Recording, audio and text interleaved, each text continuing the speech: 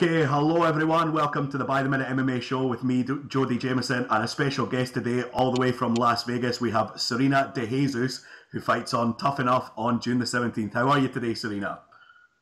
Hi, Jody. Hey, thanks for having me on. I'm feeling good. A little light. I'm cutting my weight and everything. I'm on track. I'm on point, and I'm not hungry. So, hooray!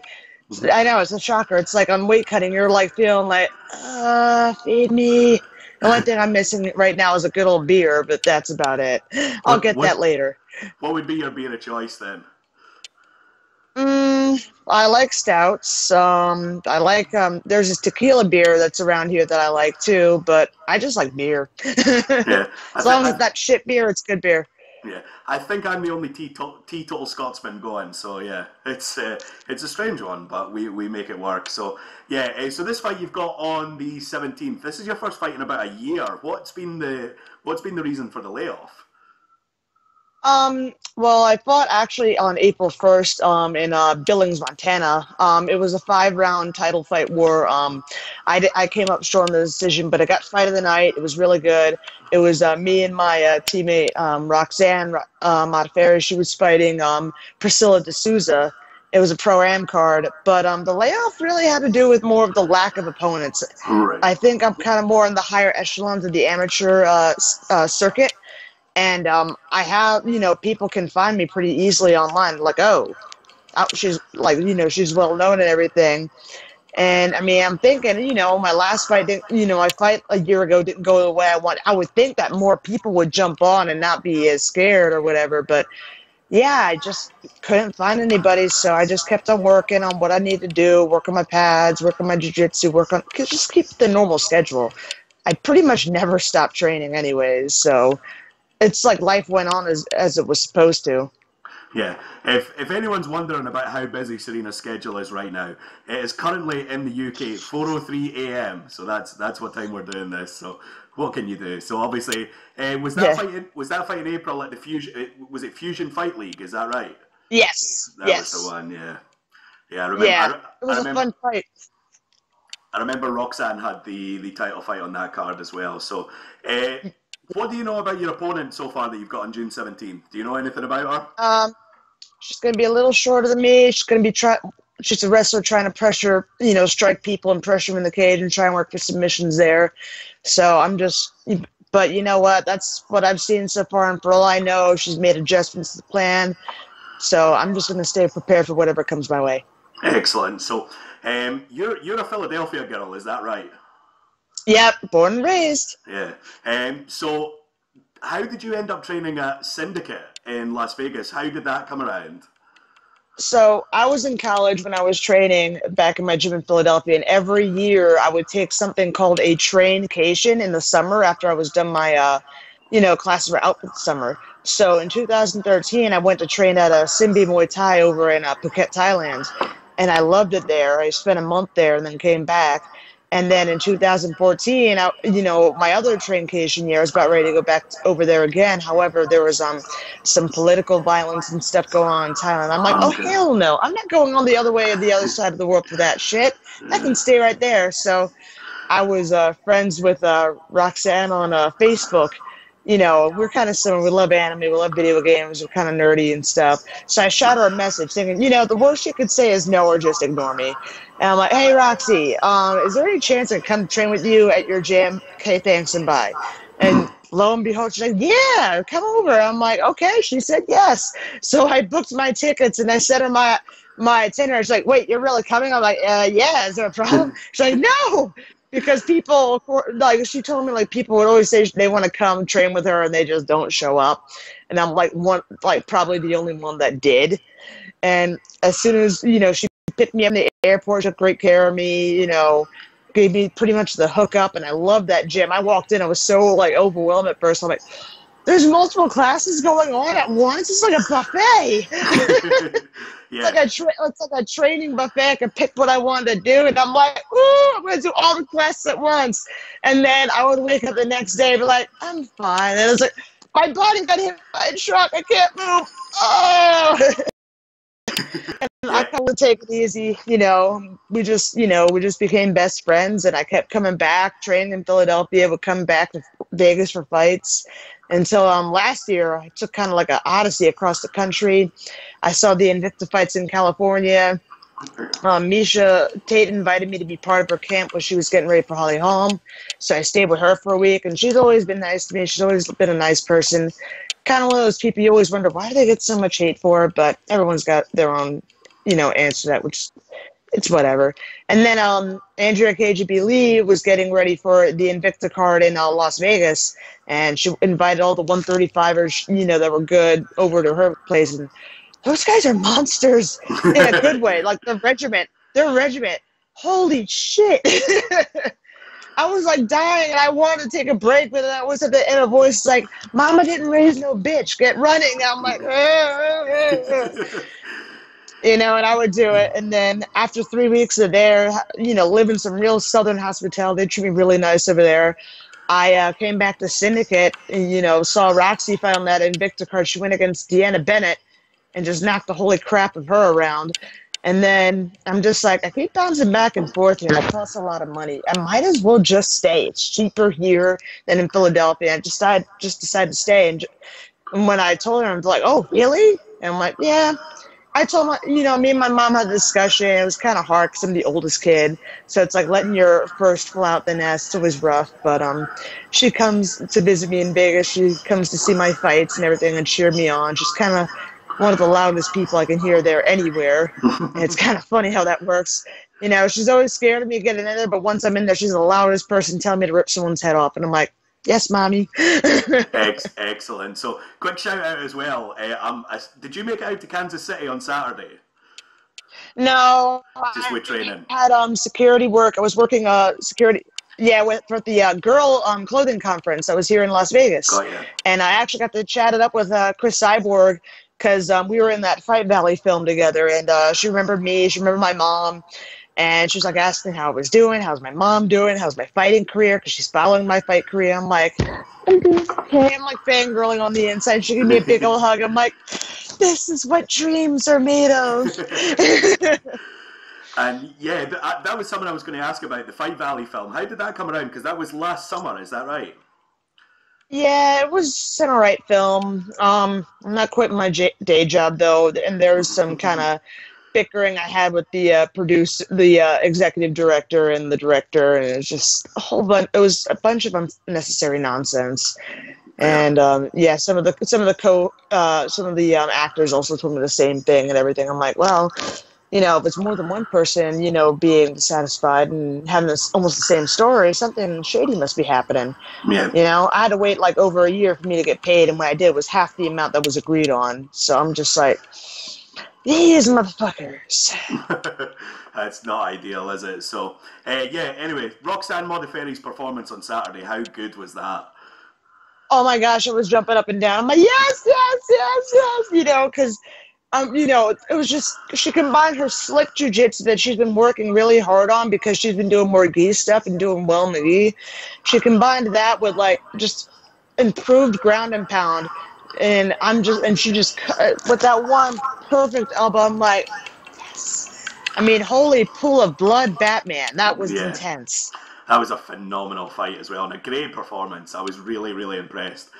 Really, really impressed. We actually spoke to Roxanne a couple of weeks before the fight. We spoke to Andrea Lee that you mentioned as well. I'll leave the links below in the video for anyone to check out. So, one of the reasons I found out about your story is you have autism, you have Asperger's, if that's correct. And I was just wondering how that affects your training and how you got into training for Muay Thai, BJJ, and that in the first place. And has it helped you a lot? Has it helped you a lot in that sense? It's helped me a lot. I find that if I don't do a physical activity where I can kind of get all my frustrations out, because I have really nasty light and noise sensitivity, which is ironic because I'm in something that involves a lot of lights and noise. Yeah. But I got into MMA because my dad would always watch like the old school UFCs on tape. We would go like to like things like, you know, video rental stores when they were such a thing, you know. And I would always get like these anime tapes. And then I walked in one day, my dad, because I played Tekken and Street Fighter as a kid. I We all loved did. Sailor Moon, Dragon Ball Z, Power Rangers. And then I look at that, I'm like, holy crap! This is like almost like as close as live action as it'll get to what I like to play and watch. So me and Dad, we always had daddy-daughter bonding time watching these fights, and they were fantastic. And then in middle school, I was starting to see like the women's MMA scene rise up, and I was always like skipping over the firewalls in school to like go on YouTube and watch fights during my lunch period. It was kind of cool. I mean, I don't care if I got in trouble for it. I kept doing it. It wasn't gonna stop me. But yeah, and then after high school ended, I'm like, you know, I was all athletic and into like softball and stuff, and after that ended, I'm like, what do I do now? And then I saw a local gym, you know, local jiu-jitsu Muay Thai gym. I joined up, and then just, you know, I kept training, and then my traincations, one door led to another, from my Muay Thai fights to my jiu-jitsu tournaments to my first MMA fight in Philadelphia, then, you know, bouncing to, you know, to Las Vegas and the whole West Coast from here on out to get fights. Because in the East Coast for Annies, the only serious females who were going to fight were either my teammates or, you know, just other people. There was no one that serious. Like they're the little pad princesses, as I call them. They like to feel badass, hit mitts and stuff, but they don't want to fight. Yeah. You know, and yeah, thankfully the West Coast has no shortage of fights. Excellent. That's good. So, how old were you when you got diagnosed?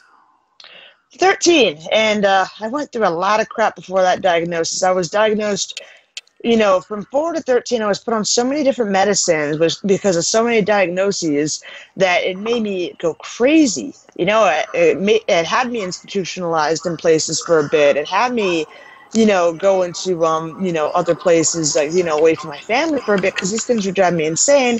And so one smart therapist, like, take her off the meds. I want to see what she's like.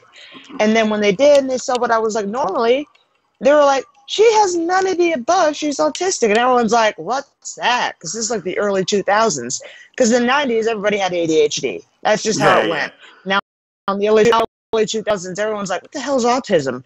And when it was explained, it just made sense to my family, just how I acted. You know, it was just all of it added up. And then I got, you know, help through case management with Human Services. And it helped me with some of my tics, a lot of it, but a lot of the stressors I had still I held on to. So training really got it out of me, but I haven't found the best success helping me out with my light and noise sensitivity until I actually used CBD oil. And it's been really helpful. And there's a company that's been giving me like the right education to use it called The Realm of Caring. Like when they told me like how I'm supposed to use it and everything, because the owner, her son has autism as well, and along with other things that lead to like seizures and stuff. I don't remember that diagnosis of what he has, but yeah, it's something else that leads him to have seizures. And when he had CBD, the seizures went away. And for me, yeah, I mean, it helped my noise and light sensitivity. I wasn't as agitated, and my coaches, my parents, everybody saw the difference, and I feel a lot better. You know, because I would always have my headphones in to focus on one kind of noise because I can hear like pretty much everything, lights humming, people walking around, you know, things getting slammed, picked up and everything. It's the worst. So there's times I can kind of focus on what I'm doing, but it takes a soul-crushing amount of energy for me to kind of blend in with the general public and act appropriate in public. You know, I just kind of hold it together till I get home or something, just kind of shake it out or whatever, and just... You know, I kind of like to lay on the floor for a little bit and just kind of like, okay, it's all done, we're okay, you know, kind of calm myself down a bit. So when you have... Yeah, without the training, though, I would have been like... So I wanted to ask as well about the sensitivity, the sensory issues as well. Do people know when it's happening to you? Are people aware of it around you when it's happening, or is it just one of those situations where you kind of have to disappear for a second? Do you understand? A little bit of column A and B. With some people, the people I trust, I kind of let them know, like, hey, I'm kind of having a moment. I put my headphones on because I don't want to seem to be rude. And I don't want people talking to me with my headphones on, then they get mad that I didn't hear them. So I try to like give a heads up. But then there's other times I get like I like giant gatherings. If it's too much, I just kind of slink away and just like, okay, I need to go over here in this corner and, chill for a second, And yeah, people kind of get it, though. If I do slink off, it's for a good reason because I write about it and people are starting to see it and they're like, okay, that's fine. It's not me being antisocial. It's not me being, just abnormal. It's me just I need a break or I'm just going to start shaking all over the place and I don't want that.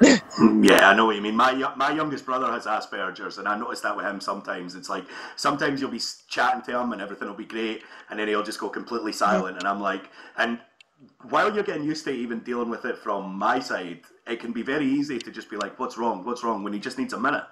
And you'll understand that better than anybody else. So, so I take it, obviously, is there a little bit of worry as you progress up the scale in MMA that the sensory issues might become a problem, or has your training been able to help you with that? The training helps, and especially with the CBD oil, I think my sensory issues kind of stay under control. Excellent. Yeah, so it's just for I just got to be careful not to miss a dosage or whatever, and because that's when I start feeling it come back. It's like, crap, oh no. Because I have a cadet cap that I wear a lot around. People kind of associate that with my curly hair, which is not out right now because it was over 100 degrees today. Yeah, it's a dry heat though, so no, you just only feel like you're baking in the sun. But I would have my cadet cap on, my glasses turn dark in the when I go outside, so the light from either indoors or outdoors won't hurt me. But so if I miss my dose, I don't have my hat. I'm like, shit, I'm going outside. I have to pretend I'm like, I feel like a freaking vampire. I go in the sun like, just hiss up, just cover myself. And people are like, what the hell are you doing? I'm like, don't ask. Just go. just let me do it. Yeah, totally. So yeah, just go about your day, citizen. Definitely, yeah. So do you have any plans to turn pro? I take it this is eventually going to be something that you want to turn into a proper career. Yes, I do. I really do want to go pro. As it stands, I'm about ready to have my 7th AMI fight, and I think I'm thinking, who knows, regardless of what happens after this, I think there should be a discussion about going pro or not, because I need to start getting paid. All right. Yeah. Thankfully, I have sponsors that help me keep afloat and everything, along with the stuff, the work I do, But I need to get paid for this. All right. Excellent, so yeah. we're gonna see what happens after this fight, and then we're gonna talk about it, because I've been doing AMI MMA since 2014. It's time. Yeah, it's definitely been a while. So is there a good possibility that this could be your last amateur fight? Most likely. Excellent, that's good to hear. So yeah, definitely wish you all the best with that. So the Thomas and Mack Center is the host for Tuff N Uff, is that right? Yes. And what size of building is that? And it's one that I'm familiar with, but not totally familiar with. So last year, 25,000 people came, because that's where the University of Nevada of Las Vegas has their basketball games and stuff happen. So they're expecting they want the record to break this time. So it might be more. But who knows? So it's a big venue, and it's like, oh snap, So the game plan, just keep focused on the fight. Don't care about the big crowds, Because for an AMI, going from a little kind of regular crowd to big crowds that throws anybody off. And I think that I got thrown off by that last time too, among other things. But yeah, it's over. That's over and done with. It's time to do cool stuff, and I'm pretty excited. I'm not cutting weight and looking really good for nothing. So you're fighting at 135, is that right? Yes. How far do you have to go between now and, what are we talking, 3 weeks? Yeah, I'm fine. I'm at 153 right now, so I just pretty much cut to 45, and then I cut 5 pounds of water the day before weigh-ins, and I cut 5 pounds the day of weigh-ins, and I get on the scale. I never missed weight. I get on the scale, drink my water, have this Vietnamese soup, to kind of get not all my sodium back, because it's like a day's worth of sodium in the broth. Yeah. You got protein in the broth, you got protein in the steaks, you got your rice noodles, your vegetables, you got all that. and you have like vitamin C from all the lime you can squeeze in there and stuff. So it's a pretty healthy way to help rehydrate on top of the water and coconut water, drinking the Pedialyte. So it's just kind of that, special something that I like to have too. Excellent. So you always feel quite prepared with the weight cut as well. That's good. That's good. So Yeah. I wanted to ask you a little bit more about Syndicate. We've actually spoken to a couple of your teammates over the past month or two. We had Jamie Moyle as well a couple of months ago. She was a sweetheart. So who is it? Other than Roxanne, who I know you train with a lot, who else are the people who really help you along at Syndicate MMA? Well, my coaches, John Wood, John Heath, Tom Lawler, they're all of them are really good. I train with Jessie Jess. She's really good. She's kind of like that tough love side of the thing. Like Roxy's kind of nurturing and stuff, and then Jessie's kind of the tough love. And just because I'm trying to avoid all her striking, because she's got some hands. Yeah. Just being under pressure from her, because her style is kind of like she likes to bully forward, and it's helped me grow faster, because it's kind of that growing under pressure stage where it's like you're tired of this bullshit and you want to get better quick, so you kind of start to adapt really fast so you can kind of get your punches in too. So I've been doing really well because with that. Jamie's been helpful. We have Tamika who just joined. We call her Meeks. She joined us from South Carolina. But yeah, a lot of the dudes help out too. Khalil likes. I like to go with Khalil sometimes, even though he's long-limbed as hell, and he just pretty much shows up when he's doing rounds at me, and I'm like, come on, man, Jordan Drew Levette. He's also known as the Monkey King because he's flexible and everything. He got somebody in a Kimura and a triangle choke at the same time in one of his fights. He's just that good of a grappler. So the announcer didn't know what to call it. He was just like, winner via Kimura choke. And I'm like, what the hell? Kimura choke? That's a new one, isn't it? Yeah, it is. But everybody at the gym has just always helped me, and I'm always appreciative of it. They don't necessarily try to kill me much, but they want to make sure I'm damn well growing, and they're all doing it real well. Yeah. From the outside, it looks like a brilliant gym. I've always enjoyed listening to John Wood in the corner as well. His advice is fantastic. So, I'm very much looking forward to seeing Khalil Roundtree fight in Glasgow in a couple of months. So, yeah, I'm looking forward to seeing that up close. That's going to be a really damn good fight. Oh, yeah. Yeah, Khalil right now is just shredded. I'm like, damn, you could probably stop a bullet with those kind of abs. Shit. That's a really interesting fight, though. I'm looking forward to that, definitely. Yeah, John's really helpful. I love doing mitts with him. Like, I've grown a lot under him, and his voice is very distinct, so no matter where he is or where I am, I can always hear in the back, what he's trying to tell me. I'm like, all right, cool. And that's one thing I think he's told me, like, he likes how I listen, so it's like, yay, bonus.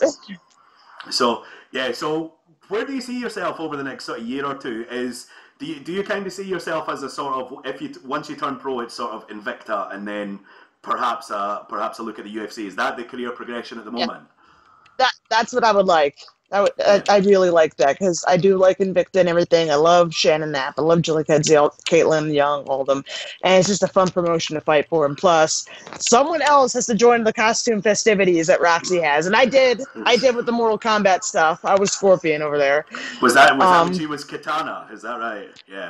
No, Roxy was Katana. I was Scorpion. And then when she dresses, I revised. I brought that back up. I'm like, all right, I'm ready.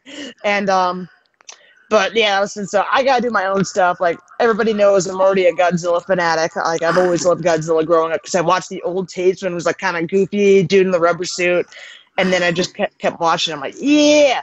Hell, Godzilla Final Wars has Don Fry as a fucking captain, of like armed forces. Don fucking Fry in the movie. That's how awesome Toho films are, So, like, my walkout shirt, which I'm still trying to get to everybody, like, even across the, outside of the U.S., I'm trying to get everyone's shirts to them. It has me literally, like, one of my old photos from Tough N Uff. They cropped me riding on Godzilla to battle, and on the back it's like a Godzilla footprint with my gym's logo on it, and the guys who made the shirt, and I'm like, this is fucking amazing, So It sounds brilliant. So we'll start letting you go just now. I was wondering if you want to put out social media plugs and any sponsor plugs as well that you'd like to put out. Yeah, I just want to thank all my sponsors for supporting me, through my fight camps and everything, and sticking with me thick and thin. Most of them, I know in real life, and they're like real best friends of mine and close to me. So thank you guys for helping me out. And yeah, you can follow me on Instagram, Snapchat, Twitter, Facebook, everywhere pretty much at Serena Southpaw. So Yeah, the Southpaw Outlaw is one of my new favorite nicknames, by the way. I really like that. oh, thanks. That's excellent. I like that. Yeah, So, yeah. thank you. So we'll let you go just now. We will need to talk to you again sometime once Oh, you of turn course. pro. Once you turn pro, maybe before your first Invicta fight, I'm hoping. Hell yeah. Excellent. So, Serena, you're an inspiration, and I really enjoyed chatting to you. All right, thanks for having me on. Excellent, no problem. And we will speak to you again sometime. Okay, take care. You too.